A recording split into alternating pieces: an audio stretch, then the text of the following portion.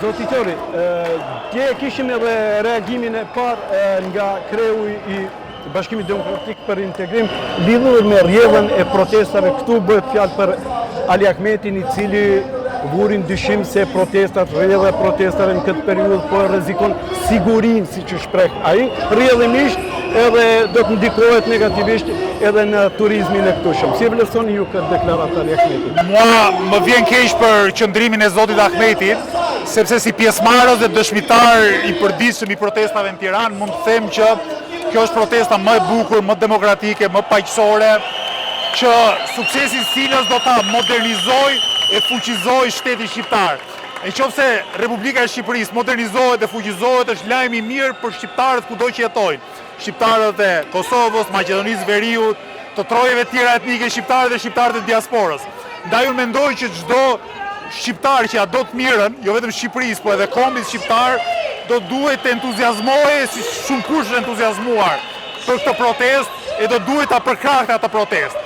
Mund të justifikoja ndoshta heshtjen për arsye të një lloj korrektese diplomatike, po kurse si nuk mund të justifikoj sulmin ndaj protestës. Cili është qëllimi, mendoni Ali Ahmet pikërisht në këtë periudhë? Se unë me një kolumn timën kisha shkruar se duke i parë personalitetet, segmente caktuara politike, subjekteve politike, duke i parë se kush po reagon, edhe unë i quajtë u ringjallën Open Balkanistët. Pak a shumë kështu i kam.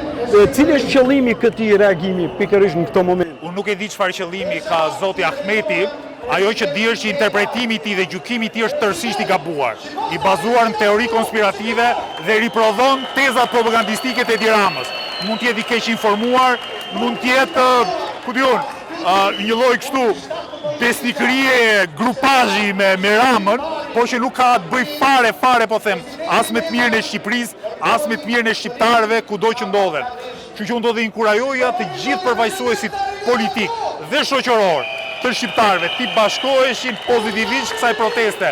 Për mua është lajm i mirë që në fundjavë vi shqiptar nga diaspora, nga Kosova, nga Maqedonia Veriut, nga Malizi, nga do ku mund të jetojnë dhe punojnë dhe bashkojnë kësaj proteste. Dua të them, është një protestë tërësisht paqësore. Si mund të rrezikojë Shqipërinë? Një protestë në cilën nuk është hyrë asnjë xham.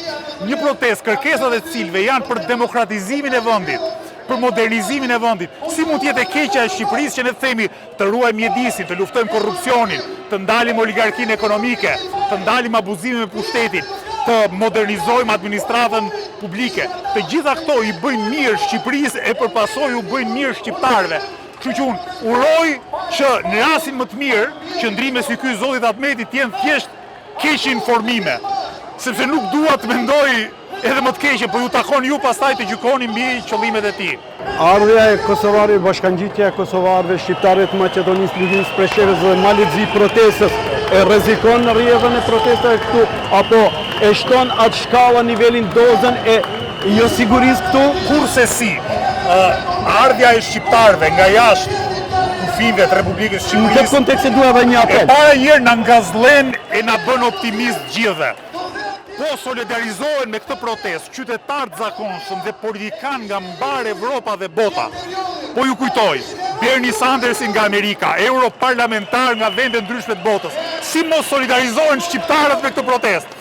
Pra si mund të jenë rreziku i Shqipërisë, shqiptarët e Kosovës, Maqedonisë e diasporës, ndërkohë që ne po mirëpresim edhe mbështetjen e forcave përparimtare nga Evropa, edhe nga Shtetet Bashkuara të Amerikës. Pas disa ditësh këtu do vi një grup europarlamentarësh në mbështetje të kauzës protestuesve. Dhe ne jemi të gëzuar që janë aty, por ne jemi 10 fish gëzuar kur vinë bashkëdhetarët tanë nga Kosova, Maqedonia e Veriut, po them edhe një herë, nga të gjitha trojet shqiptare dhe nga diaspora. Pra kjo vetëm sa e zbukuron protestën, vetëm sa e fuqizon protestën dhe vetëm sa na bën edhe më optimist se e ardhmja do të jetë vërtet e ardhmja e gjithë shqiptarëve. A jeni optimist lidhur me atë shpalosjen me anë deklaratës atyre kërkesave se do të realizohen ato kërkesa?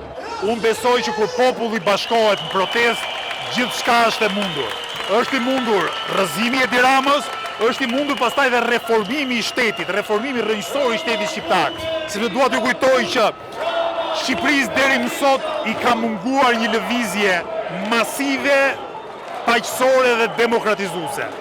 Është hera parë në historinë tonë Ne kemi pas lëvizje shumë të rëndësishme, kombëtare, shtet formuese, pa diskutim që i nderojmë, por një lëvizje, po them, me këtë potencial demokratizues shtetit, se kemi pas asnjëherë dhe sa mirë që e kemi dhe duke realizuar sot në Shqipëri, kemi mundësinë që të shërbejmë pastaj si shembull që lëvizje e tillë të kontribuojë dhe për modernizimin dhe fuqizimin e shqiptarëve kudo tjetër në Ballkan. E mira e Shqipërisë është gjithmonë e mira e shqiptarëve, e mira e shqiptarëve është e mira e Shqipërisë. Kjo nuk ka kurrë histori, kjo nuk ka qenë kontradikt, gjithmonë kanë shkuar në sindes me njëra tjetrën.